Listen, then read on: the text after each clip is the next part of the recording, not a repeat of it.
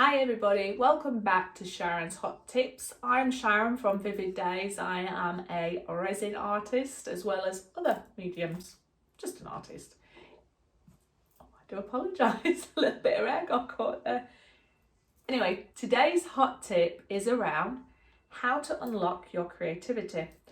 You'll all have your different ways, but it's all about how do you calm your mind so that you just go into your zone. So I'm curious to know what you do to go into your zone. So leave me a little comment to share. But my hot tip for you is orange candles. And maybe having a few of those burning, just make sure that it's in a controlled environment and not at risk. The idea being that the smell of orange is supposed to release something within your creativity space. So you're going to do your best work. So it works for me, it helps me center, and I don't know if that's just a routine or whether it's a psychological thing or whether it does. So the smell of oranges is supposed to unlock your creativity.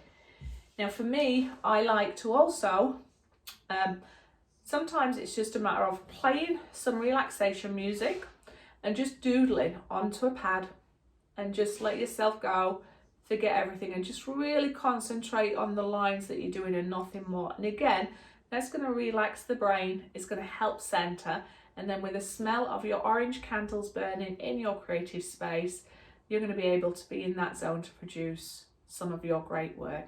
Anyway, I'm curious to know if you think that that's going to be helpful, or if you do have any certain scents that help you. If you've got any hot tips that you would like to share with me so I can put out there in the community, I'd really appreciate that.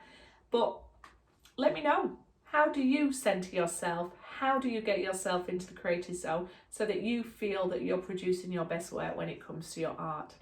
Anyway, thumbs up, subscribe, share, comments are always welcome. Thank you so much for all your support. Come back for the next Sharon's Hot Tip, or pop over and see some of my pieces of art. Until next time, bye.